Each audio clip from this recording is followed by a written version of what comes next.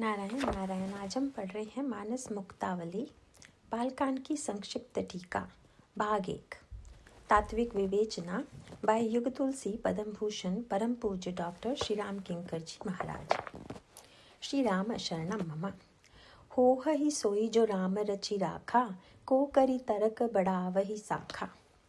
अर्थ, वही होगा जिसकी रचना भगवान राम ने पहले से कर रखी है। तर्क वितर्क के द्वारा शाखा बढ़ाने से लाभ ही क्या है। दंडकारण्य में श्री राम को विलाप करते देखकर सती संशयग्रस्त हो गई। भगवान शिव के समझाने पर भी उनका संशय दूर नहीं हुआ। अंत में शिव ने उनकी भ्रांति की गहराई को समझने के लिए उनसे श्री राम की परीक्षा लेने का प्रस्ताव रखा। सती परीक्षा लेने के लिए चल पड़ी। देवादिदेव ने उन्हें पुनः चेतावनी दी, किंतु इसके बाद भी वे चली जाती हैं। सती के जाते ही शिव के अंतर्मन में यह प्रश्न उठता है कि क्या होने जा रहा है। उन्हें प्रतीत हुआ कि संभवतः सती का महान अकल्याण होने जा रहा है, किंतु अगले ही क्षण वे यह सोचकर शांत हो जाते हैं कि जो प्रभु की इच्छा होगी वही होगा। उपर्युक्त पंक्ति में हमें उनके अंतिम निष्कर्ष की सूचना प्राप्त होती है। सारे संदर्भ में अलग करके इस पंक्ति को देखने पर ऐसा जान पड़ता है कि उपर्युक्त पंक्ति व्यक्ति को निष्क्रियता और अकर्मण्यता की दिशा में ले जाती है। पुरुषार्थवादियों को ऐसा प्रतीत होता है कि इस प्रकार की पंक्तियां ही व्यक्ति और समाज को पतन के गर्त में ले जाती हैं, किंतु प्रसंग के संदर्भ को सामने रखकर विचार करने पर इस धारणा का मिथ्यात्व सिद्ध हो जाता है। भाग्यवादियों की यह धारणा है कि व्यक्ति का जीवन सर्वदा परतंत्र है। जन्म के साथ ही ब्रह्मा व्यक्ति के मस्तिष्क में उसका भाग्य अंकित कर देते हैं और व्यक्ति का जीवन उन्हीं भाग्य रेखाओं के द्वारा संचालित होता है। वे रेखाएं ऐसी अमिट हैं कि साधारण व्यक्ति की तो बात ही क्या, देवता और मुनि भी उनमें परिवर्तन नहीं कर सकते। कह मुनीस हिमवंत सुनु, जो विधि लिखा लिलार, देव दनुज नर नाग मुनि, कोहु न मेट नहार। पुरुषार्थवादी इस सिद्धांत को कभी स्वीकार नहीं कर सकता। वह कहता है कि पुरुषार्थ ही सब कुछ है। व्यक्ति पुरुषार्थ के द्वारा ही जीवन निर्माण करता है। देव और भाग्य का नाम तो केवल आलसी व्यक्ति ही लिया करते हैं। पुरुषार्थ का यह स्वर रामानुज श्री लक्ष्मण की वाणी में अभिव्यक्त होता है। नाथ दैव कर कवन भरोसा, सोशई सिंधु करई मन रोसा, कादर मन कहाँ एक अधारा, दैव दैव आलसी पुकारा। कई बार व्यक्ति सोचता है कि इन दोनों के यथार्थ सत्य क्या हैं। क्या मनुष्य नियति का एक खिलौना मात्र है अथवा पुरुषार्थ ही सब कुछ कर सकता है। यदि जीवन में दोनों का स्थान है तो दोनों के बीच में विभाजन की कौन सी रेखा विद्यमान है, जिसके द्वारा व्यक्ति यह निर्णय कर सके कि पुरुषार्थ की रेखाएं कहाँ समाप्त होती हैं और नियति का राज्य कहाँ से प्रारंभ होता है। रामचरितमानस का दृष्टिकोण इस विषय में एकांगी न होकर सर्वथा संतुलित है। वह दोनों की सत्ता को स्वीकार करता है। राजनीति की भाषा में लगता है कि भाग्य और पुरुषार्थ दो पड़ोसी राष्ट्रों की भांति रहते हैं। राजनैतिक मान्यता यह है कि पड़ोसी राष्ट्रों में मित्रता की संभावनाएं बहुत कम होती हैं। अधिकांश व्यक्तियों के जीवन में नियति और पुरुषार्थ का संघर्ष चलता ही रहता है। इसीलिए दोनों की सीमा रेखाएं भी परिवर्तित होती रहती हैं। कभी भाग्य के सैनिक पुरुषार्थ की सीमा में प्रविष्ट होकर उसे विनष्ट करने पर तुल जाते हैं, तो कभी पुरुषार्थ के प्रचंड सैनिक भाग्य की सीमा रेखा को छिन्न भिन्न कर देते हैं। यह कभी न समाप्त होने वाला शाश्वत संघर्ष है। विजय के परिवर्तन के साथ साथ विजय गीत की भाषा में परिवर्तन होना भी स्वाभाविक ही है। जब व्यक्ति के प्रयास सफल होते हैं तब वह पुरुषार्थ की जय ध्वनि करता है, किंतु शत शत प्रयासों के बाद भी असफलता मिलने पर व्यक्ति भाग्य देवता के समक्ष सिर झुका देता है, उनकी सामर्थ्य के गीत गुनगुनाने लगता है। व्यक्ति, समाज और राष्ट्र प्रत्येक के जीवन में यह परिवर्तन आता ही रहता है। भारतीय वाङ्मय में पुरुषार्थ और प्रारब्ध को लेकर इतनी परस्पर विरोधी उक्तियां हैं कि उन्हें पढ़कर व्यक्ति चकित हो जाता है। कई लोग उन पंक्तियों में ही पतन और उत्थान की प्रेरणा के सूत्र खोज निकालते हैं, किंतु यह यथार्थ नहीं है। भारत विश्व का सबसे पुरातन राष्ट्र है। उत्थान और पतन के अनगिनत चक्रों को उसने स्वयं के जीवन में आते देखा है। उसकी अनुभूतियों ने उसको सहिष्णुता की सामर्थ्य प्रदान की है। अपेक्षाकृत नवीन राष्ट्र यदि पुरुषार्थ के प्रबल समर्थक हैं तो यह अवस्थाजन्य उत्साह ही है, किंतु इन अनुभूतियों से वे भी वंचित नहीं रह सकते। काल उनकी धारणाओं में भी परिवर्तन ला ही देगा। काल की कल्पना दो रूपों में की जा सकती है। विष्णु के हाथ का चक्र काल का ही प्रतीक है। काल चक्राकार है और वह लौट लौट कर आता ही रहता है। भगवान राम के धनुष और बाण को भी काल के प्रतीक के रूप में प्रस्तुत किया गया है। लव निमेष परमाणु जुग बरस कलप सरचंड, भजसी न मन तेहि राम कहाँ, काल जासु को दंड। बाण अपेक्षाकृत सीधे चलता हुआ प्रतीत होता है, किंतु वह भी लौटकर पुनः श्री राम के निसंग में ही आ जाता है। दिन, रात्रि, मास और वर्ष का परिवर्तन चक्र सर्वव्यापी है। जो लोग काल और इतिहास को सीधी रेखा की भांति प्रस्तुत करते हैं, उनकी दृष्टि स्थूल और ससीम है। समतल धरती की कुछ दूरी में रेखा खींचने पर वह सीधे आगे बढ़ती हुई प्रतीत होती है, किंतु यदि रेखा का विस्तार करते हुए उसे सीधे ले जाने की चेष्टा की जाए तो अंत में वह चक्राकार ही हो जाएगी, क्योंकि पृथ्वी स्वयं भी तो गोल है। काल की चक्राकार गति में ही नियति का रहस्य छिपा हुआ है, किंतु इससे पुरुषार्थ की महिमा समाप्त नहीं हो जाती। नियति के समक्ष पूरी तरह समर्पित हो जाना मानवीय प्रकृति के विरुद्ध है। स्वतंत्रता के प्रति आकर्षण मनुष्य का स्वभाव है। वह परतंत्रता के विरुद्ध संघर्ष करता ही रहता है। नियति को मनुष्य कभी प्रसन्नता से स्वीकार नहीं कर सकता, क्योंकि यह परतंत्रता की स्वीकृति होगी। पराधीन सपने सुख नाही के मूल सूत्र को स्वीकार करने वाला व्यक्ति भाग्य के समक्ष सरलता से सिर नहीं झुकाता। पुरुषार्थ उसकी स्वतंत्रता का उद्घोष है, इसीलिए उसके अंतःकरण में उसके प्रति आदर बुद्धि होना एक स्वयं सिद्ध सत्य है। ऐसी परिस्थिति में स्वतंत्रता और परतंत्रता का यह संघर्ष चलता ही रहता है। उसमें विराम आता है। असफलताओं और निराशा का सामना भी करना पड़ता है। उसे थक कर रुकना भी पड़ता है। उस समय नियति की स्वीकृति भी आवश्यक है। दिन भर संघर्षरत योद्धा भी तो रात्रि के समय निष्क्रियता का आश्रय लेता है। निष्क्रियता और गाढ़ी नींद से उसे दूसरे दिन पुनः संघर्ष करने की क्षमता प्राप्त होती है। पराजय और असफलता के क्षणों में नियति की स्वीकृति भी व्यक्ति को समग्र निराशा से बचाती है, क्योंकि नियतिवादी धारणा यह आश्वासन भी प्रदान करती है कि पराजय शाश्वत वस्तु नहीं है। पुनः सफलता और जय का आगमन भी अवश्यंभावी है। सफल सेनानी और साहित्यिक रहीम ने अपने जीवन में अनेक उतार चढ़ाव देखे थे। असफलता के क्षणों में यही धारणा उन्हें आश्वासन प्रदान करती थी। रहीमन चुप है बैठिए, देखी दिनन को फेर, जब नीके दिन आई है, बनत न लगी है देर। रहीम। रामचरितमानस के विविध प्रसंगों में इसका यह मनोवैज्ञानिक स्वरूप देखने को मिलता है। हो है सोई जो राम रचि राखा की स्वीकृति भी इसी मनोविज्ञान का एक दृष्टांत है। यह कोई ऐसा सिद्धांत दर्शन नहीं है जो विचार, तर्क और पुरुषार्थ का सर्वथा निषेध करता हो। शिव ने सती को समझाने का अनवरत प्रयास किया। तर्क, चेतावनी, व्यंग सभी विद्याओं से उन्होंने समझाने की चेष्टा की और अंत में परीक्षा के लिए जाती हुई सती ने साथ न जाकर अपना विरोध क्रियात्मक रूप में भी प्रकट किया। किंतु इतना होने पर भी सती अपने ही मार्ग पर चल पड़ी। ऐसी स्थिति में नियति की अपरिहार्यता का स्मरण आना स्वाभाविक था। भगवान शिव को लगता है कि ब्रह्मा सती के विपरीत हैं और उनका अकल्याण होने ही वाला है, किंतु इस धारणा में भी परिवर्तन उन्हें आवश्यक लगा। नियति के समक्ष सिर झुकाने की बाध्यता होते हुए भी उससे उत्पन्न होने वाले दुख का निराकरण करने के लिए एक उपाय निकाल ही लिया। नियति की प्रबलता देखकर व्यक्ति झुंझला उठता है।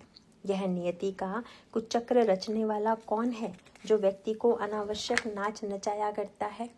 कर्म सिद्धांत मुंहफट व्यक्ति की भांति जवाब देता है। व्यक्ति के कर्म ही इसके लिए उत्तरदायी हैं।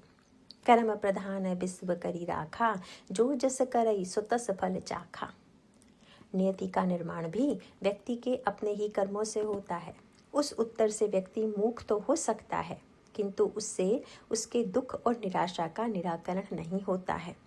भगवान राम के बाण से आहत बाली ने कठोर स्वर में श्री राम पर आरोप लगाते हुए पूछ ही तो लिया कि ईश्वर होते हुए भी आपने मुझ में और सुग्रीव में भेद क्यों किया? धर्म रक्षा के लिए अवतार लेने पर भी आपने छिपकर मुझ पर प्रहार क्यों किया? धर्म हेतु अवतर हूँ गोसाई, मारे हूँ मोहि व्याध की नाई। मैं बैरी सुग्रीव पियारा, अवगुण कवन नाथ मोहि मारा। प्रभु की ओर से भी उतना ही कड़ा उत्तर प्राप्त हुआ। मूर्ख, इसके लिए तेरे कर्म ही उत्तरदायी हैं। अनुज बधु भगिनी सुत नारी, सुनु सठ कन्या सम ए चारी। इन्ह कुदृष्टि बिलो कई सो जोई, ताही बधे कछु पाप न होई। प्रभु ने कहा कि अपराधी के समक्ष आकर युद्ध करने की कोई आवश्यकता न थी। न्यायाधीश दंड देता है, युद्ध नहीं करता। वृक्ष को आड़ में छिपकर बाण चलाने का प्रतीकात्मक तात्पर्य भी यही था। विनय पत्रिका में गोस्वामी जी ने वृक्ष को कर्म के प्रतीक के रूप में प्रस्तुत किया है। संसार कातार अति घोर गंभीर वन, गहन तरु कर्म संकुल मुरारी। विनय पत्रिका। इसका तात्पर्य है कि ईश्वर भी दंड की व्यवस्था कर्म को ही आगे रखकर करता है। बाली ने पुरुषार्थ से सुग्रीव को परास्त कर दिया था, किंतु उस नियति पर उसका क्या बल था जो बाण के माध्यम से वृक्ष के पीछे से आकर उसकी विजय को पराजय में परिणत कर देती है। बाली इस सिद्धांत के सामने निरुत्तर था, किंतु उसने विजय का एक मार्ग ढूंढ निकाला। उसका उत्तर था कि यदि बाण ही मुझे लगा होता तो उत्तर प्रत्युत्तर का प्रश्न ही कहाँ था। किंतु जब बाण चलाने वाला सामने हो और उसके विषय में वह सुन रखा हो कि वह पतित पावन है, तब यह प्रश्न उठना स्वाभाविक है कि उस ईश्वर के दर्शन के पश्चात भी क्या मेरे पाप अभी समाप्त नहीं हुए? सुनहु राम स्वामी सन, चलन चातुरी मोरी। प्रभु अजहु मैं पापी, अंत का काल गति तोरी। अगले ही क्षण भगवान राम का कोमल कर कमल बाली के मस्तक पर था। प्रभु ने बाली को अमरता का आश्वासन देना चाहा। सुनत राम अति कोमल बानी, बाली शीस पर सेहु निज पानी। अचल करऊं तन राखहूं प्राणा, बाली कहा सुनु कृपा निधाना। किंतु अब बाली इसे स्वीकार करने की मुद्रा में नहीं था। अब उसे केवल प्रभु के कर कमलों में ही नहीं, बाण के प्रहार में भी करुणा का साक्षात्कार हो रहा था। यही जीवन का यथार्थ सत्य है।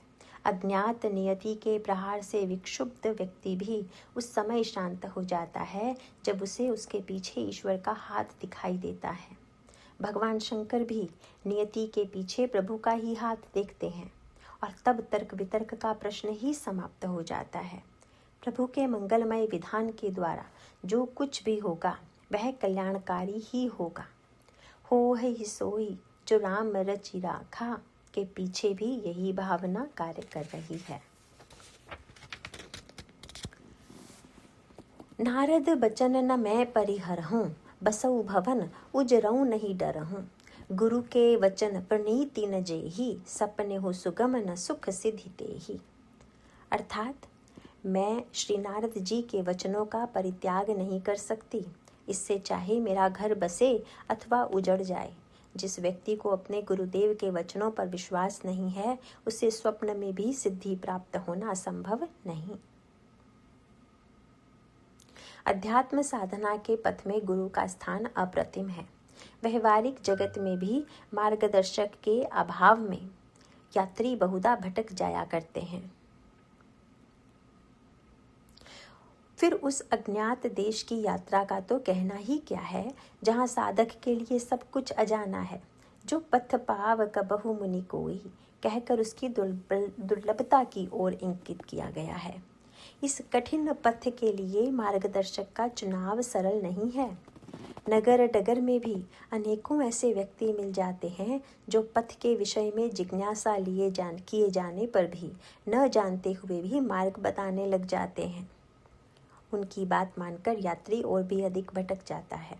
अतः आवश्यकता केवल मार्गदर्शक की ही नहीं है, अपितु ऐसे पथ प्रदर्शक के चुनाव की है जो विश्वस्त हो, जिसे गंतव्य और मार्ग दोनों का सही ज्ञान हो।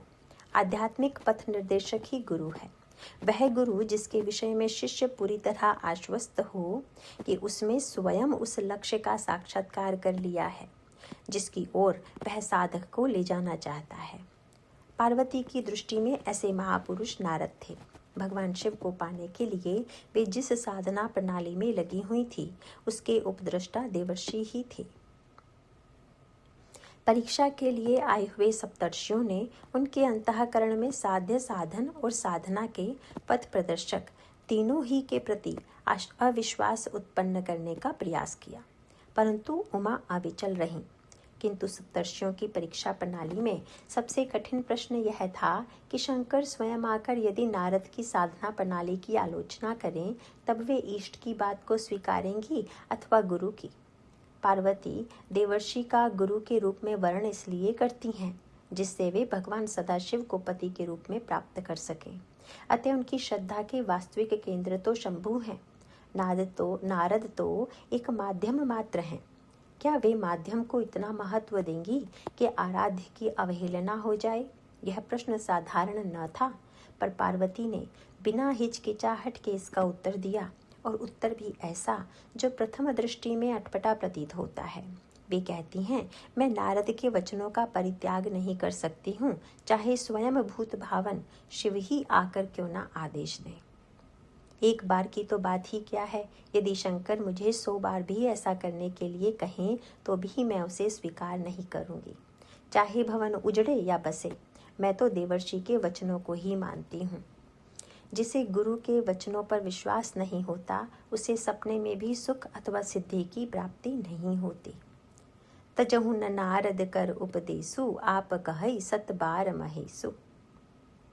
नारद वचन न मैं परिहरऊं, बसऊं भवन उजरऊं नहीं डरऊं। गुरु के वचन प्रतीति न जेहि, सपने हूँ सुगम न सुख सिद्धि तेहि। उमा का उत्तर ऊपर से भले ही दुराग्रह युक्त जान पड़े, किंतु साधना प्रणाली का यह सार सर्वस्व है। सप्तर्षियों ने पार्वती के अंतःकरण में भगवान विष्णु के प्रति आकर्षण उत्पन्न करना चाहा था। शिव सद्गुणों से रहित हैं और विष्णु गुणों के पुंज हैं, यह उनके तर्कों का सार था। उमा को सप्तर्षियों का यह तर्क हास्यास्पद प्रतीत हुआ। दृष्टांत के रूप में एक ऐसे पथिक को ले सकते हैं जो अपने स्नेही मित्र के घर पहुंचने के लिए उतावला हो रहा है। उसे मार्गदर्शक से पथ का ज्ञान प्राप्त हो चुका है। जब वह अपने पथ पर उत्साहपूर्वक बढ़ रहा है, उसी समय यदि कुछ लोग आकर उससे यह कहने लगें कि तुम जहाँ जा रहे हो वहाँ तो एक झोंपड़ा है, वहाँ जाकर क्या करोगे? एक करोड़पति सेठ यहाँ से कुछ दूरी पर रहता है, उसके महल में चलकर विश्राम करो। इस प्रलोभन का सही उत्तर वही था जिसे अपर्णा ने दिया। संसार में एक से बढ़कर एक महल हो सकते हैं, किंतु यात्री भवन की समृद्धि और ऊंचाई खोजने से नहीं निकला था। उसे अपने मित्र से मिलना है, वह झोपड़ी में रहता है या टालिका में, इससे उसे क्या लेना देना। कुछ इसी प्रकार की भावना इन शब्दों में है। महादेव अवगुण भवन, विष्णु सकल गुण धाम, जेहि कर मन रम जाहि सन, तेहि तेहि सन काम। जो तुम मिलते हो प्रथम मुनीसा, सुनते हूँ सिख तुम्हारी धरि सीसा। अब मैं जन्म संबुहित हारा, को गुण दोषण करय विचारा। किंतु दूसरा प्रश्न जटिल है। यदि मित्र मार्ग में ही आकर मिले और पथ प्रदर्शक को धूर्त बना दे, उस समय पथिक क्या कहेगा? पथिक चतुर निकला। उसने मित्र के मिलते ही उसे गले से लगा लिया। पथ प्रदर्शक की आलोचना सुनकर पथिक हंसने लगा। उसने कहा, मित्र तुम मेरे सर्वस्व हो, किंतु तुम्हारी यह बात मैं मानने से रहा। पथ प्रदर्शक कैसा है, मुख्य प्रश्न यह नहीं है। प्रश्न यह है कि उसने सही मार्ग बताया या नहीं। मार्ग कितना सही था इसका प्रमाण मिल गया। यदि मार्ग ठीक न होता तुम कहाँ से आकर मिल जाते। तुम मार्गदर्शक की आलोचना तो कर रहे हो, पर मैं तो इनका कृतज्ञ हूँ। यदि तुम चलकर न आते तो मुझे स्वयं चलकर तुम्हारे निकट पहुँचना पड़ता। इनकी कृपा से तुम मिले और आशा से पहले मिले। मैं तो इनके अवगुणों का ही कृतज्ञ हूँ, जिनकी आलोचना के लिए तुम इतनी शीघ्रता से आ गए। मित्र हंसने लगा, क्योंकि उसने पथ प्रदर्शक की आलोचना केवल परीक्षा के लिए ही की थी। आध्यात्मिक साधना में गुरु का स्थान इष्ट की तुलना में श्रेष्ठ है। पार्वती के वाक्यों से इसी का समर्थन होता है। महर्षि वाल्मीकि ने तो स्वयं प्रभु से ही यह अनुरोध किया, जो साधक आपकी अपेक्षा गुरु को अधिक सम्मान देता है, उनकी हर प्रकार से सेवा करता है, आप उसके हृदय में निवास कीजिए। तुम ते अधिक गुरु ही जिय जानी, सकल भाई से वही सन माने। किंतु इस प्रकार की पंक्तियों को सही संदर्भों में ही लिया जाना चाहिए। सत्य तो यह है कि इस प्रकार की पंक्तियों का बड़ा दुरुपयोग किया जाता रहा है और आज भी किया जा रहा है। इसका दुरुपयोग विशेष रूप से तथाकथित उन गुरु नामधारी व्यक्तियों के द्वारा किया जाता है, जो ईश्वर के स्थान पर अपने अहम को प्रतिष्ठित करना चाहते हैं। अपनी पूजा और स्वार्थ सिद्धि ही जिनका उद्देश्य है। ईश्वर की तुलना में गुरु उसी तरह श्रेष्ठ है, जिस तरह एक स्त्री के लिए पति की तुलना में सास ससुर श्रेष्ठ हैं। यद्यपि पत्नी का सर्वस्व तो पति ही है, उसके नातों का केंद्र भी वही है। पति ही नहीं होगा तो सास ससुर के संबंध का आधार ही समाप्त हो जाएगा। किंतु व्यवहार में उसे पति की अपेक्षा सास ससुर को ही अधिक सम्मान देना होगा। विवाह के पूर्व यदि होने वाले सास ससुर और पति कन्या को देखने के लिए आते हैं, तो कन्या भावी वर के माता पिता के चरण स्पर्श करती है और होने वाले पति को केवल नमस्कार करती है। व्यवहार देखकर लगता है कि वह पति को कम महत्व देती है, किंतु आंतरिक तात्पर्य सर्वथा भिन्न है। कन्या वस्तुतः पति के प्रति ही अनुरागिणी है, उसे ही पाना चाहती है, पर उसे यह ज्ञात है कि पति की प्राप्ति उनके माता पिता की दया के बिना नहीं होगी। इसीलिए वह अपने शील सौजन्य से उन्हें संतुष्ट करती है। विवाह हो जाने के बाद भी वह सास ससुर की सेवा करती है। पति की तुलना में उन्हें ही अधिक सम्मान देती है। यह उसकी कृतज्ञता की अभिव्यक्ति है। यदि वे न होते, उन्होंने कष्ट न उठाया होता, तो मैं अपने प्राणेश्वर को कैसे पा सकती। कबीर के प्रसिद्ध दोहे में गुरु को गोविंद से श्रेष्ठ इसीलिए बताया गया है कि उन्होंने गोविंद को लखाया है। गुरु गोविंद दोऊ खड़े, काके लागू पाए, बलिहारी गुरु आपने, जिन गोविंद दियो बताए। कबीर। वाल्मीकि ने भी यही कहा। साधक मंत्र राज का नित्य जप करता है, परिवार सहित आपका पूजन करता है, तर्पण हवन ब्राह्मण भोजन की प्रक्रिया का पालन करता है, आपकी अपेक्षा गुरु को अधिक सम्मान देता है, किंतु सब कुछ करने के बाद वह एक ही फल चाहता है कि प्रभु के चरणों में प्रेम हो। ऐसे साधक के हृदय में आप दोनों सीताराम निवास करें। मंत्र राज नित जप ही तुम्हारा, पूज ही तुम्हें सहित परिवारा, तर्पण होम करहि विधि नाना, विप्र जेवाई देहि बहुदाना। तुम ते अधिक गुरु ही जिय जानी, सकल भाई से वही सन मानी। सब कर मांग ही एक फल, राम चरण रति हो, तिनके मन मंदिर बसहूं, सिय रघुनंदन दो।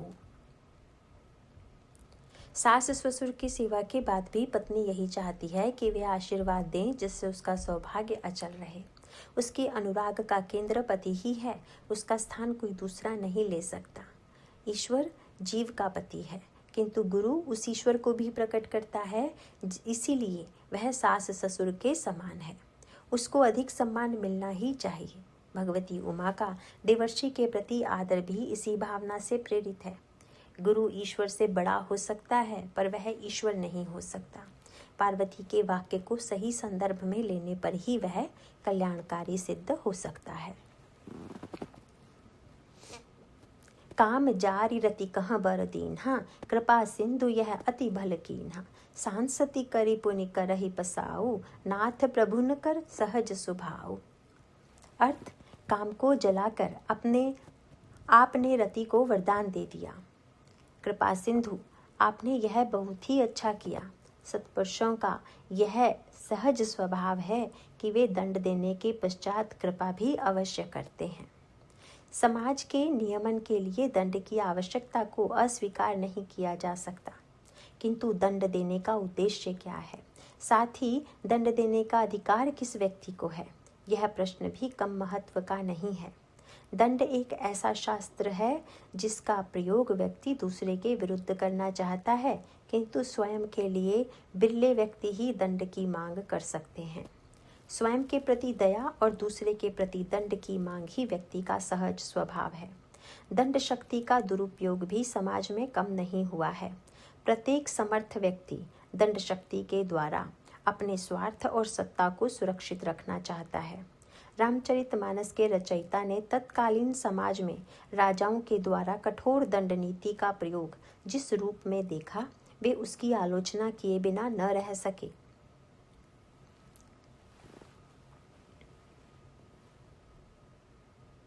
गोंड गंवार नृपाल मही, जमन महा महिपाल, सामन दामन भेद कली, केवल दंड कराल। दोहावली। दंड का वास्तविक दर्शन भगवान शिव के स्वरूप में अभिव्यक्त होता है। वे रुद्र होते हुए भी शिव हैं। रुद्र शब्द जहाँ उग्रता की अभिव्यक्ति करता है, वहाँ शिव का अर्थ है कल्याणमय। वे प्रलय और मृत्यु के देवता हैं। उनकी तृतीय दृष्टि से सृष्टि भस्म हो जाती है।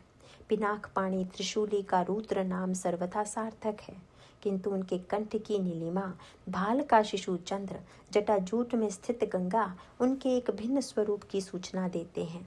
इन्हें देखकर शिवता का ही बोध होता है।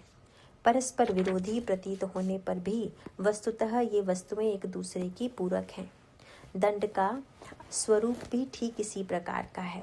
जब तक दंड देने वाले के अंतःकरण में दया की वृत्ति विद्यमान न हो, तब तक दंड का दुरुपयोग छोड़कर और कुछ नहीं हो सकता। कठोर दंड देते हुए यदि दंडदाता के अंतःकरण में केवल अपराध के प्रतिशोध की भावना विद्यमान हो, तब भी उसे दंड का सही प्रयोग नहीं कह सकते। बहुधा यह कहा जा सकता है कि कठोर दंड का उद्देश्य लोगों के सामने ऐसा दृष्टांत प्रस्तुत करना है जिससे भयभीत होकर समाज के अन्य व्यक्ति भी बुराई से बचें। यह भी दंड का एक उपयोग तो हो सकता है, किंतु यह उसका आदर्श रूप नहीं है। वस्तुतः दंड देते हुए दंडित व्यक्ति के प्रति भी करुणा की भावना उसको सही परिप्रेक्ष्य में प्रस्तुत करती है। दंड के मूल में द्वेष की वृत्ति होते ही वह कलुषित हो जाता है। अधिकांश व्यक्ति द्वेष और प्रतिहिंसा से प्रेरित होकर ही दंड का प्रयोग करते हैं।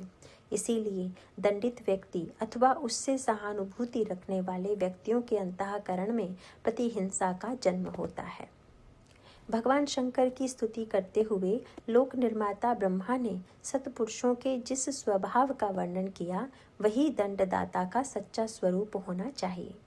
भगवान शिव द्वारा दंड दिए जाने वाले प्रत्येक पात्र के जीवन में इस पंक्ति की सार्थकता का अनुभव किया जा सकता है। उनके द्वारा दंडित किए जाने वाले जिन पात्रों का नाम रामचरितमानस में आता है, उन्हें देखते हुए यह स्पष्ट हो जाता है कि उन्होंने दंड देने में अपने और पराये का कोई भेद नहीं किया।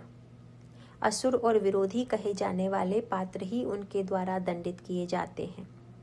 यद्यपि दोनों की मनोवृत्ति सर्वथा भिन्न प्रकार की थी। सती न केवल उनकी पत्नी ही थी, अपितु शिव के चरणों में उनका अगाध स्नेह भी था। दक्ष का अंतःकरण उनके प्रति द्वेष से भरा हुआ था। राम को वन में विलाप करते देखकर सती संशयग्रस्त हो उठी। शिव के द्वारा समझाए जाने पर भी उनका भ्रम दूर नहीं होता है। श्री राम की परीक्षा के लिए वे उनके समक्ष सीता के वेश में जाती हैं।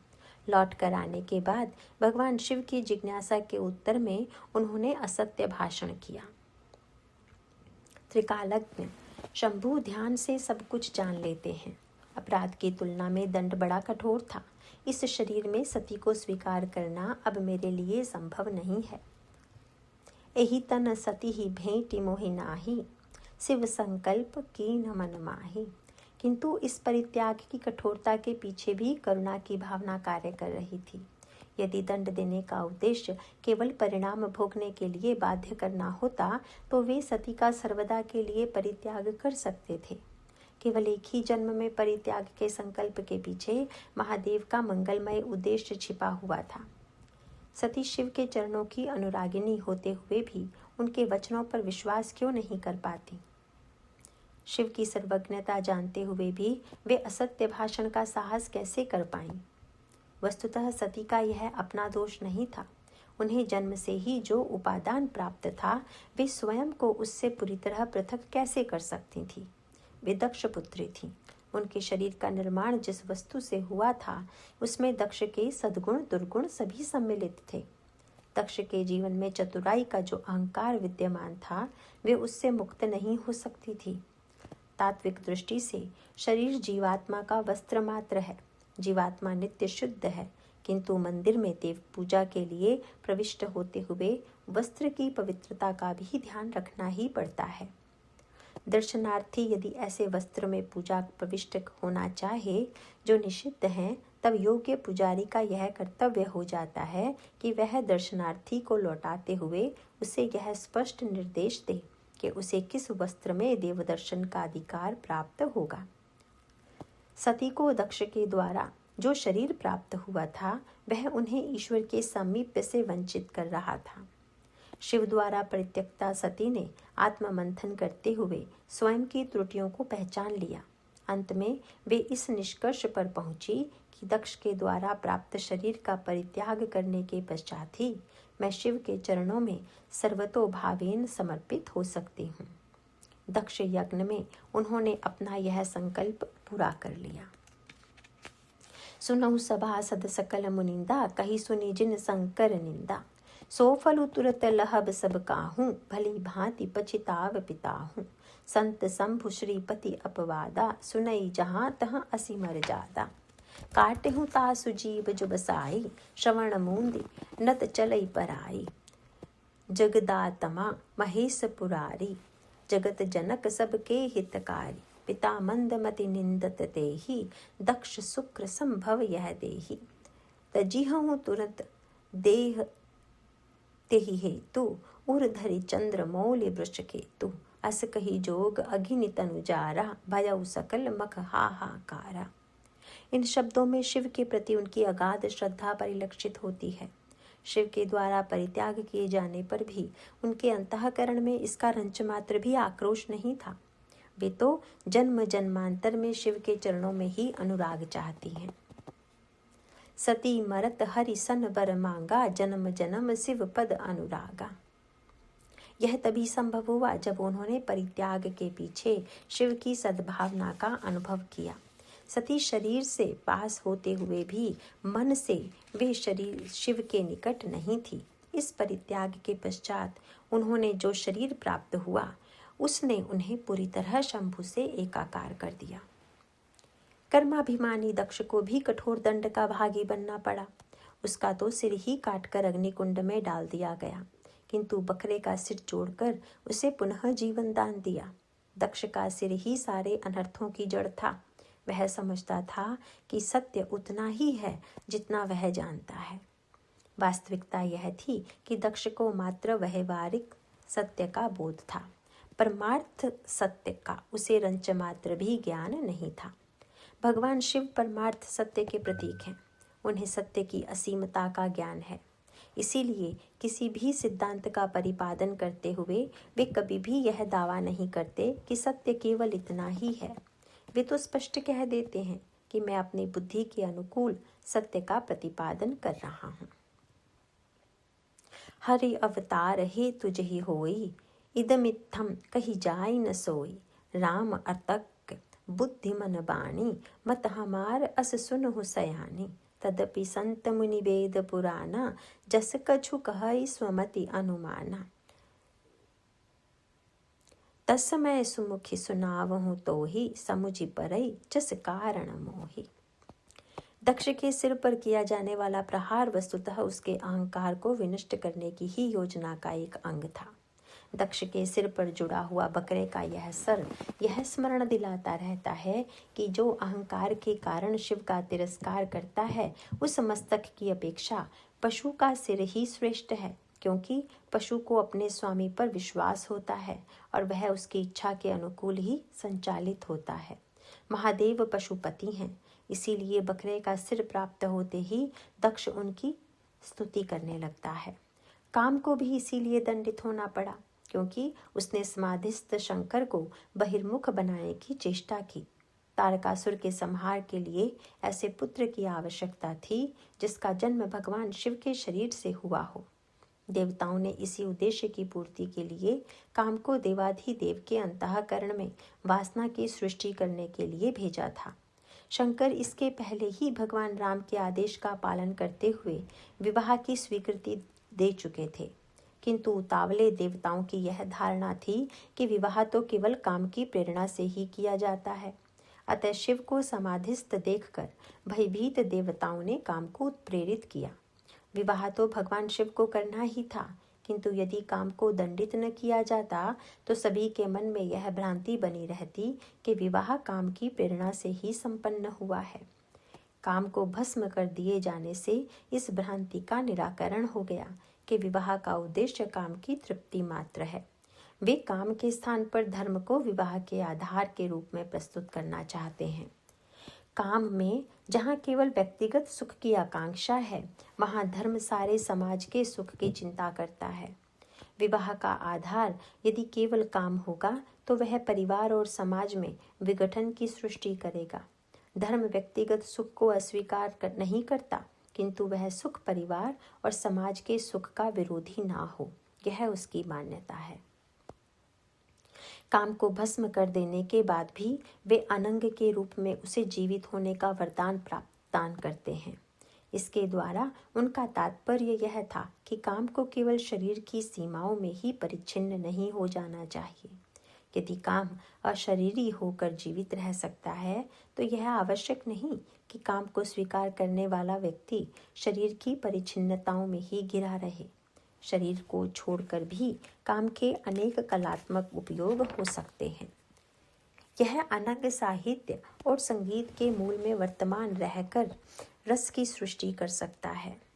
साधन की अपवित्रता के लिए भले ही काम को दंडित होना पड़ा हो, किंतु साध्य की पवित्रता का उसे असाधारण पुरस्कार प्राप्त होता है। अपनी मृत्यु को अवश्यंभावी समझते हुए भी काम ने लोक संरक्षण के लिए ही देवाधिदेव रुद्र पर आक्रमण करना स्वीकार किया था।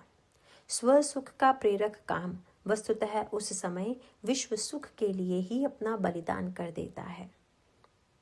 इस बलिदान का पुरस्कार उसे श्री कृष्ण के पुत्रत्व के रूप में प्राप्त होता है। रति को वरदान देते हुए भगवान शिव ने यह आश्वासन प्रदान किया कि जब पृथ्वी का भार उतारने के लिए भगवान कृष्ण अवतरित होंगे तब तुम्हारा पति उनके पुत्र के रूप में जन्म लेगा। उस समय तुम पुनः अपने पति को प्राप्त कर सकोगी।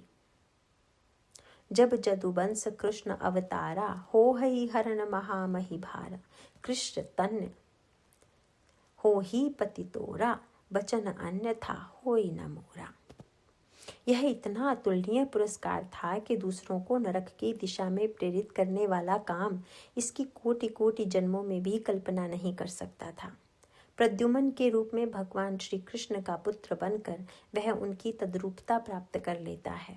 काम को यदि प्रारंभ में ही दंड न देकर क्षमा कर दिया जाता तो वह इस महान सौभाग्य से वंचित रह जाता।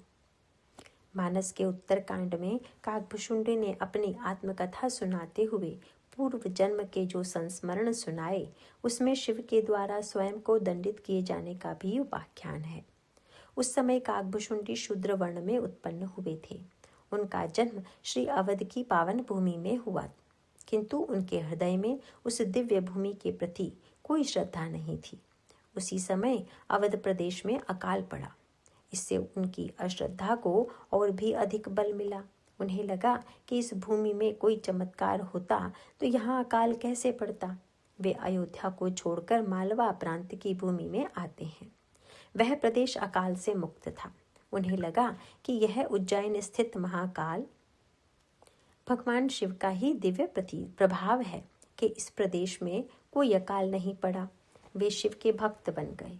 उज्जैन निवासी एक विद्वान ब्राह्मण से उन्होंने शिव मंत्र की दीक्षा ली, किंतु बाद में गुरुदेव में उनकी बाह्य श्रद्धा कम होती गई, क्योंकि उन्होंने भगवान शिव को प्रभु श्री राम का भक्त बता दिया।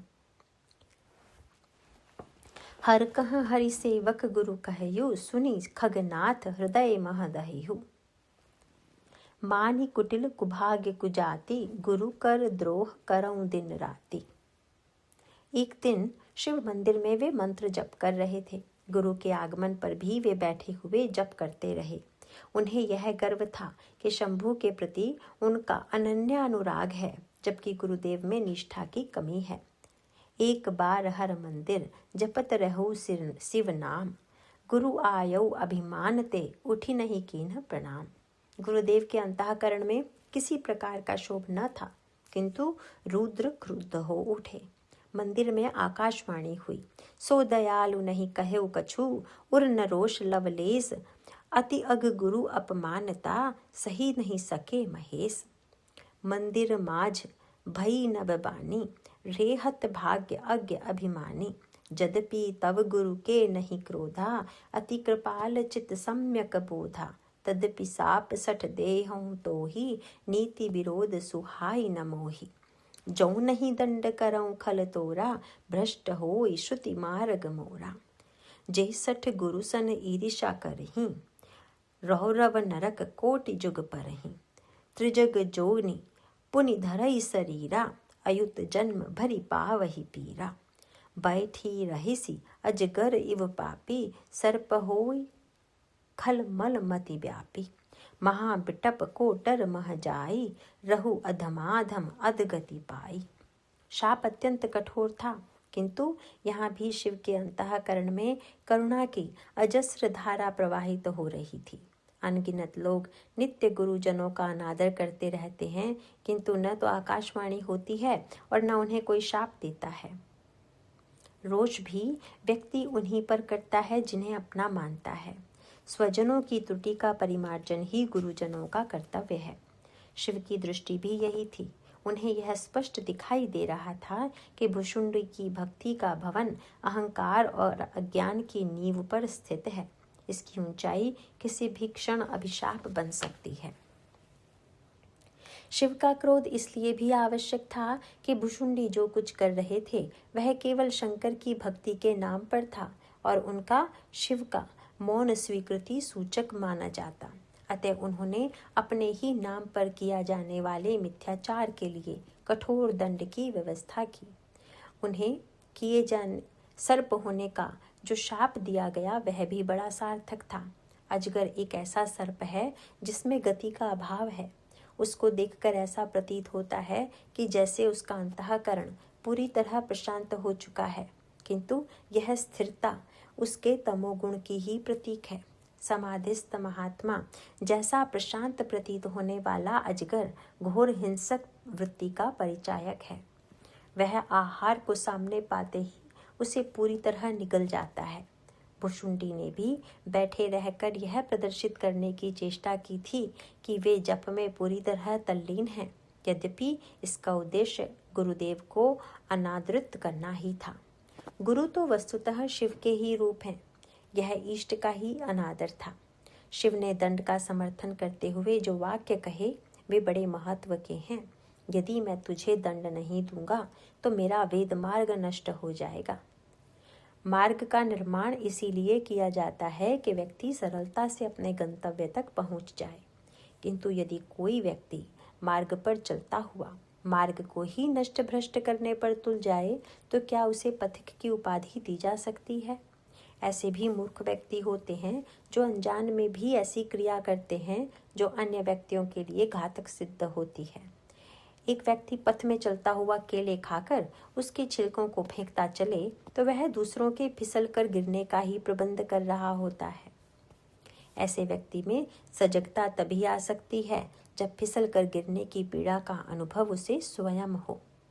भुशुंडी को दिया जाने वाला यह दंड इसी पीड़ा की अनुभूति कराने वाला था। शाप सुनते ही वे कांप उठे। गुरुदेव का हृदय करुणा से द्रवित हो उठा। हाहाकार कीन्ह गुरु, दारुण सुनि शिव साप, कंपित मोहि बिलो की अति, उर उपजा परिताप। गुरुदेव की भावनामयी स्तुति से भगवान शंकर प्रसन्न हो गए। उन्होंने शाप को वापस तो नहीं लिया, किंतु उसके साथ कुछ वाक्य जोड़कर उसे ऐसा रूप दे दिया कि शाप वरदान से भी बढ़कर कल्याणकारी सिद्ध हुआ। शिव ने भुशुंडी को 1000 जन्म लेने का शाप दिया था उन्होंने कहा, इसे 1000 जन्म तो अवश्य लेने पड़ेंगे, किंतु जन्म और मृत्यु की असह्य पीड़ा का इसे अनुभव नहीं होगा। साथ ही इसे पूर्व जन्मों की स्मृति भी बनी रहेगी। अभिशाप ही उनके जीवन में अनुभूति का साधन बन गया। इसी अनुभूति का यह परिणाम था कि महर्षि लोमश द्वारा काक होने का शाप सुनकर वे रंच मात्र भी विचलित नहीं हुए, क्योंकि उन्हें यह ज्ञात हो चुका था कि सत्पुरुषों के दंड में भी कृपा की ही भावना विद्यमान रहती है। दंड के द्वारा वे व्यक्ति के अंतःकरण का शोधन करते हैं और पात्रता का उदय होते ही उसे कृपा अमृत से पूर्ण कर देते हैं।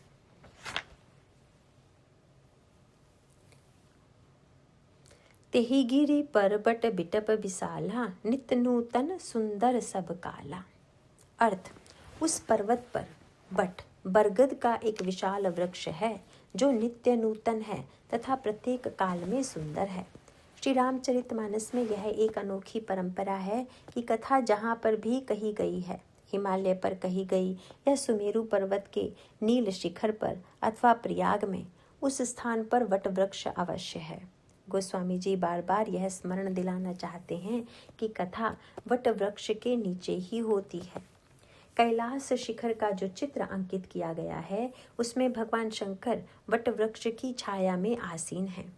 वट वृक्ष उन्हें अत्यंत प्रिय लगता है, वे उसकी प्रशंसा करते हैं। शंकर वट वृक्ष के नीचे स्वयं मृग चर्म बिछाते हैं। उसके पश्चात भगवती उमा आकर प्रश्न करती हैं, तेहि गिरि पर बट बिटप विशाला, नित्य नूतन सुंदर सब काला, त्रिविध समीर सुशीतल छाया, शिव विश्राम बिटप श्रुति गाया। एक बार तेहि तर प्रभु गयु, तरु बिलो की उर अति सुख भयु, निज कर डासी नागरि पुछाला, बैठे सहजहि शंभु कृपाला। काकभुशुंडी जिस नील शिखर पर रहते हैं वहां पर भी यही वट वृक्ष विद्यमान है। बट तर कह हरि कथा प्रसंगा। सुमेरु के नील शिखर पर 4 शिखर हैं। उन 4 शिखरों पर 4 वृक्ष हैं। वट वृक्ष की शाखा में काकभुशुंडी जी कथा कहते हैं। प्रयागराज में तो प्रसिद्ध अक्षय वट है ही, जहाँ श्री याज्ञवल्क्य कथा कहते हैं। चित्रकूट में भगवान राम भी जहाँ निवास करते हैं वहाँ 5 वृक्ष हैं, किंतु वहाँ भी मध्य में बट है जिसकी छाया में कथा होती है। नाथ देखी हई बिटप विशाला, पाकरी जम्बूर साल तमाला, तिन्ह तरु बरन मध्य बट सोहा, मंजू विशाल देखी मन मोहा। उन वृक्षों के मध्य वट वृक्ष है। बट छाया वेदिका बनाई, सिय निज पानी सरोज सुहाई, जहाँ बैठी मुनि गण सहित, नित सिय राम सुजान, सुनहि कथा इतिहास प्रभु, आगम निगम पुराण। आध्यात्मिक अर्थों में वट को विश्वास के प्रतीक के रूप में स्वीकार किया गया है। वट विश्वास अचल निज धर्मा। अचल विश्वास ही वट वृक्ष है। विश्वास की छाया में बैठे बिना न तो वक्ता बोल सकता है और न ही श्रोता सुन सकता है। यदि वक्ता और श्रोता दोनों के मन में संदेह है तब न तो कथा कही जा सकती है और न सुनी ही जा सकती है। वट वृक्ष की अपरिहार्यता का सिद्धांत इसी धारणा पर आधारित है। ईश्वर वाणी का विषय नहीं है, फिर भी जब कोई ब्रह्म तत्व का प्रतिपादन करता है तब उसे वाणी का आश्रय लेना पड़ता है। शब्द भावनाओं की अभिव्यक्ति का माध्यम है। उसकी तुलना हम एक ऐसे वशक पात्र से कर सकते हैं जिसके माध्यम से रस ग्रहण किया जाता है। चषक का अपना महत्व तो है ही, किंतु मुख्य वस्तु तो चषक के माध्यम से दिया गया रस है। जहाँ व्यक्ति रटे रटाए शब्दों के माध्यम से ब्रह्म तत्व को प्रतिपादित करने की चेष्टा कर रहा है, वहाँ उसका वह प्रतिपादन अधूरा होगा, क्योंकि उसकी वाणी में विश्वास का यह बल व्यक्ति के जीवन में तभी आता है जब उसे स्वयं सत्य की अनुभूति हो, अर्थात वह जो कुछ कह रहा है उसमें उसका प्रगाढ़ विश्वास हो। इसीलिए मानस के उत्तरकांड में जहाँ पर भक्ति की दृढ़ता का उल्लेख किया गया है, वहाँ ज्ञान और विश्वास दोनों के समन्वय की आवश्यकता बताई गई है। जाने बिनु न होई परतीति, बिनु परतीति होई नहीं प्रीति। प्रीति बिना नहीं भगति दृढ़ाई, जिमि खगपति जल कई चिकिनाई। वक्ता अपनी अनुभूति को ही जब वाणी के माध्यम से व्यक्त करता है, तभी श्रोता उस अनुभूति से तदाकार हो पाता है। वक्ता के लिए तो विश्वास महत्वपूर्ण है ही, श्रोता के लिए उसका और भी महत्व है। वक्ता तो ज्ञान में भी स्थित हो सकता है, उसकी अनुभूति सत्य के सन्निकट हो सकती है, पर श्रोता को तो अंतःकरण का विश्वास ही रस दे सकता है। यदि उसके अंतःकरण में वक्ता की बातों पर विश्वास न हो, तो उत्कृष्ट से उत्कृष्ट ज्ञान भी उसे संतुष्ट नहीं कर सकता। सती शिव की प्रिया थी। कैलाश से दंडकारण्य तक की कठिन यात्रा पूरी करके वे कथा श्रवण के लिए महर्षि अगस्त्य के आश्रम में जाती हैं। मुनि अगस्त्य ने राम कथा के प्रारंभ में ही प्रभु के ब्रह्म स्वरूप का प्रतिपादन किया। सती उसी समय तर्क वितर्क में डूब जाती हैं, क्योंकि विष्णु के अवतरित होने के सिद्धांत पर उन्हें विश्वास था, किंतु निर्गुण निराकार अवतरित होता है, इस सिद्धांत को वे स्वीकार नहीं करती। ब्रह्म जो व्यापक बिरज अज, अकल अनीह अभेद, सो की देह धरी होई नर, जाहि न जानत वेद। संशय के छिद्र से सारी कथा बह गई।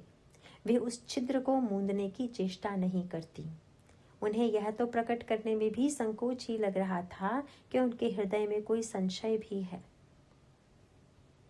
महर्षि अगस्त्य का यह उपाख्यान उनके जीवन दर्शन को प्रकट करता है। टिटिहरी पक्षी के अंडों को समुद्र की लहरें बहा ले जाती हैं। टिटभी की प्रार्थना पर समुद्र ने कोई ध्यान नहीं दिया। टिटभी ने समुद्र को सुखाने का संकल्प किया और टिटभी दंपति चोंच से बालू लाकर समुद्र में डालने लगे। उनके इस प्रयास पर समुद्र को हंसी आ गई। लहरों की गर्जना की अट्टहास से वह उनकी खिल्ली उड़ाने लगा। जो इस दृश्य को देखता, वह टिटभी दंपति को मूर्ख सिद्ध करने की चेष्टा करता और उनसे इस हठ को छोड़ देने का अनुरोध करता, किंतु वे अपने निर्णय पर अडिग रहे। महर्षि अगस्त्य इस दृश्य को देखकर चकित रह गए। टिटभी दंपति के इस अद्भुत विश्वास ने उन्हें स्नेह से अभिभूत कर लिया। विचार करने पर यह स्पष्ट हो जाता है कि टिटभी दंपति चोंच के द्वारा समुद्र को पाटने का जो प्रयास करते हैं, उसके पीछे उनका ईश्वर पर सुदृढ़ विश्वास था। वे जानते थे कि समुद्र कितना भी बड़ा क्यों ना हो, कोई उससे भी बड़ा है जो दीनों का सहायक है।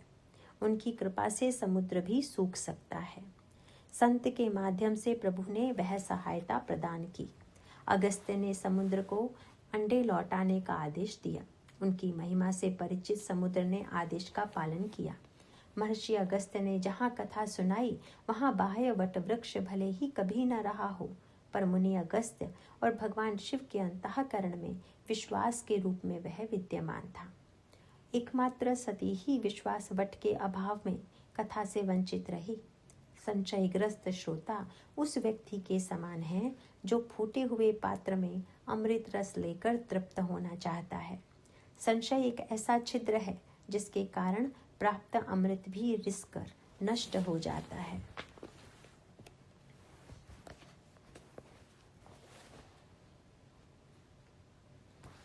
सगुन ही अगुन ही नहीं कछु भेदा, गाँव ही मुनि पुराण बुध बेदा। अगुण अरूप अलख अज जोई, भगत प्रेम बस सगुन सो होई। जो गुण रहित सगुण सोई कैसे, जल हिम उपल बिलग नहीं जैसे। अर्थ: वेद, पुराण, मुनि और बुद्ध सबका एक ही मत है कि अगुण और सगुण में कोई भेद नहीं है। जो ब्रह्म अगुण, अरूप, अदृश्य और अजन्मा है, वही भक्त के प्रेम के कारण सगुण स्वरूप ग्रहण कर लेता है। जैसे जल, बर्फ और ओले की आकृति में भेद दिखाई देने पर भी तीनों वास्तव में एक ही हैं, उसी तरह अगुण और सगुण भी एक ही हैं। पार्वती के अंतर्मन में कुछ प्रश्न थे। उन प्रश्नों का संबंध उनके पिछले जन्म से था। दक्ष पुत्री के रूप में उनकी जिज्ञासा थी, क्या निर्गुण निराकार ब्रह्म का अवतार संभव है? ब्रह्म जो व्यापक, बिरज, अज, अक्कल अनीह अभेद, सो की देह धरी होई नर, जाहि न जानत वेद। पार्वती के रूप में जन्म लेने पर उनमें बहुत परिवर्तन आ गया। उनके हृदय में संशय के स्थान पर श्रद्धा का उदय हुआ। राम कथा सुनने की उनमें तीव्र अभिलाषा उत्पन्न हुई। उन्होंने भगवान शिव से राम कथा सुनाने की प्रार्थना की, किंतु उन्होंने लजाते हुए यह स्वीकार कर लिया कि यद्यपि पूर्व जन्म जैसा घोर मोह तो अब नहीं है, किंतु अब भी कुछ संशय मेरे मन में शेष है। मैं चाहकर भी उससे मुक्त नहीं हो पा रही हूँ। यद्यपि आपने संशय का बहुत बड़ा दंड मुझे पूर्व जन्म में प्राप्त हो चुका है, फिर भी मेरी प्रार्थना है कि इस अवशिष्ट अज्ञान को आप दूर करने की कृपा करें। आपने पिछले जन्मों में भी मुझे समझाने की कृपा की थी, उसका स्मरण कर आप क्रोध न करें। आप तो सर्पों को आभूषण के रूप में धारण करते हैं। भुजगराज भूषण सुरनाथा। संशय सर्प है, उससे मैं भयभीत हूँ। इन्हें मैं आपको अर्पित कर रही हूँ। आप इन प्रश्नों को धन्य बना सकते हैं। संक्षेप में प्रश्नों का स्वरूप यह था। प्रभु जो मुनि परमार्थवादी, कहई राम कह ब्रह्म अनादि।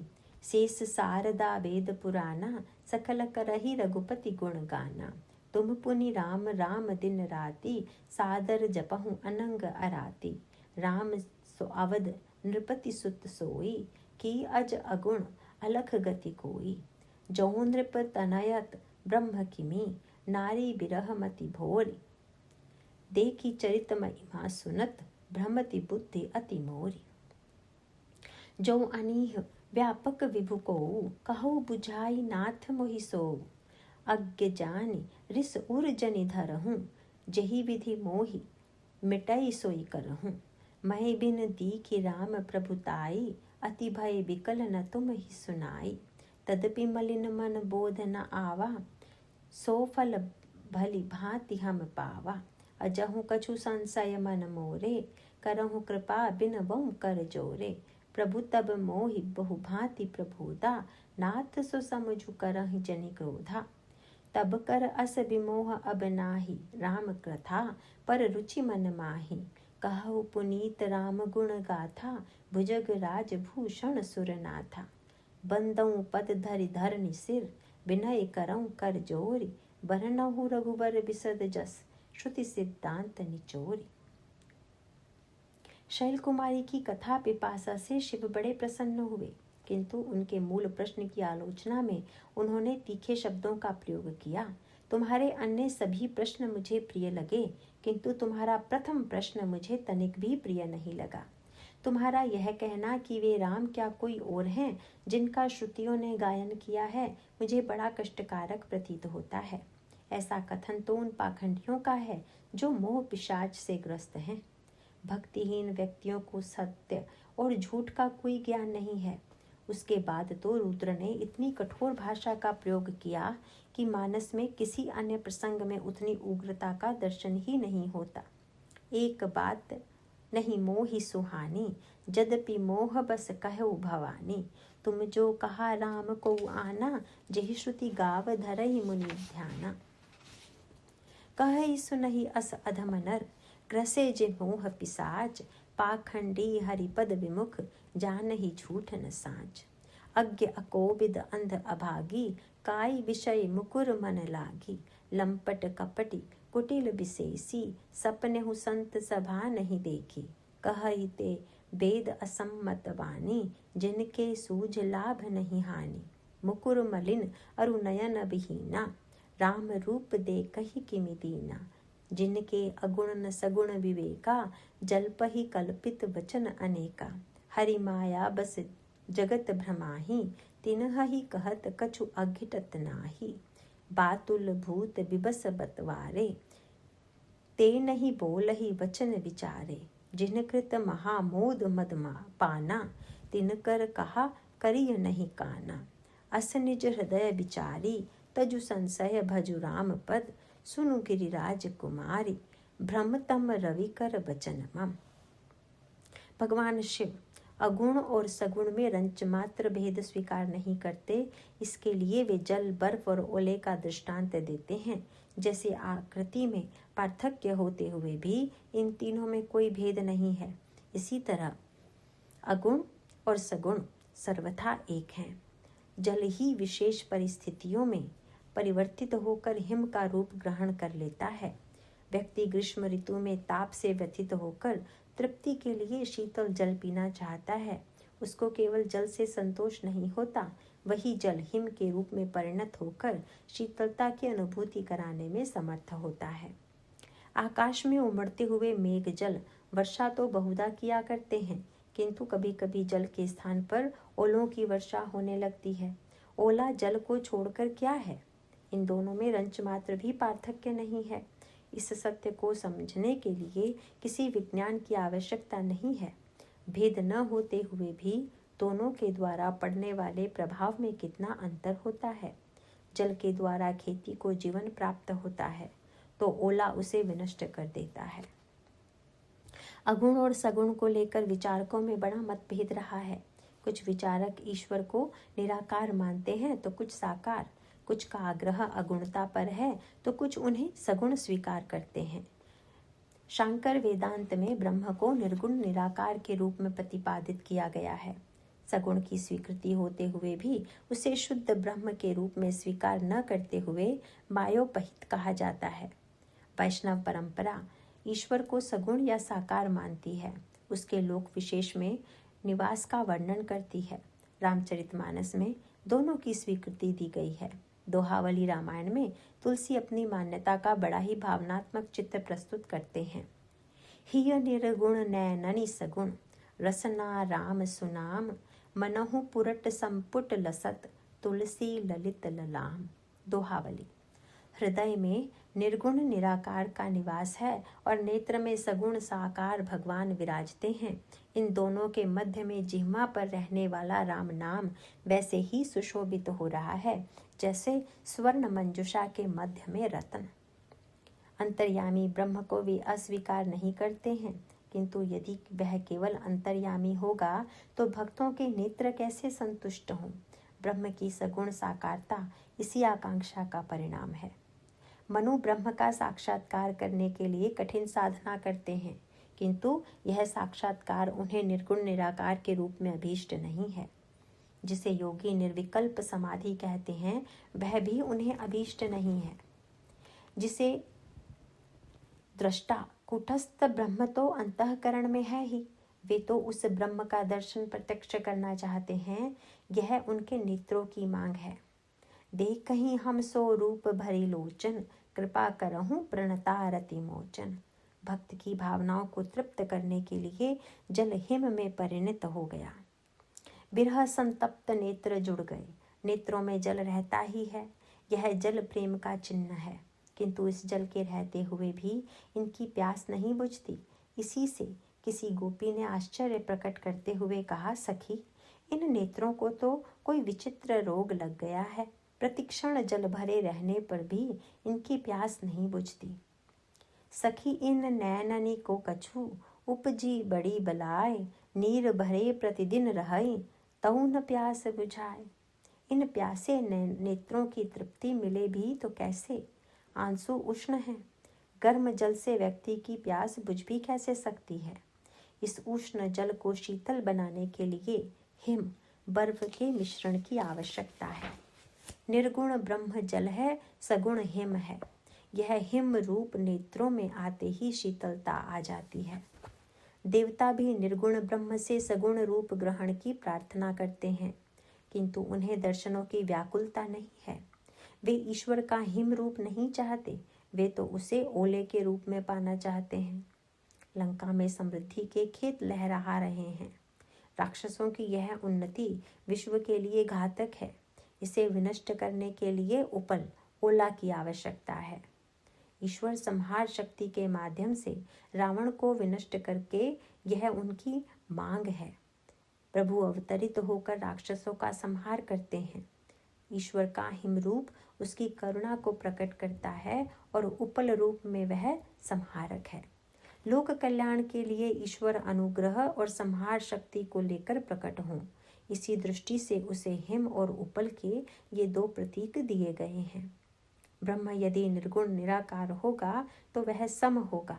पाप पुण्य के प्रति भी वह उदासीन होगा। दुष्टों के प्रति न तो उसमें रोष होगा और न वह सज्जनों के प्रति रागान्वित ही होगा। यद्यपि सम नहीं राग न रोषु, गहई न पाप पुण्य गुण दोषु। विश्व को संरक्षण प्रदान करने के लिए यह ब्रह्म उपयोगी सिद्ध नहीं हो सकता है। भक्त प्रार्थना करता है और वह ब्रह्म निर्गुण से सगुण बन जाता है।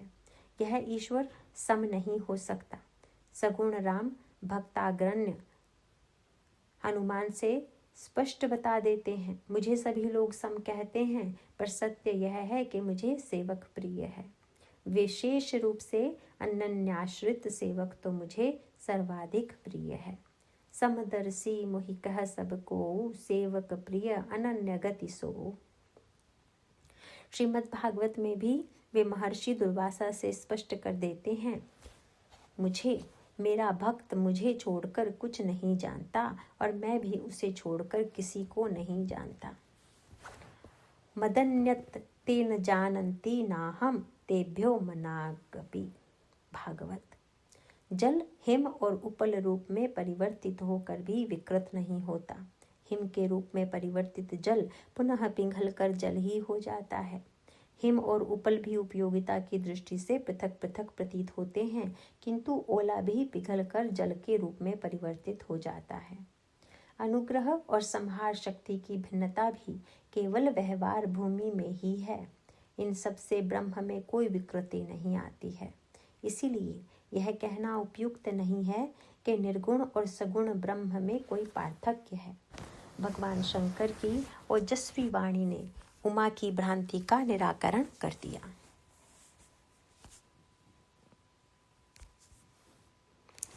बाकी का नेक्स्ट पार्ट में। नारायण नारायण।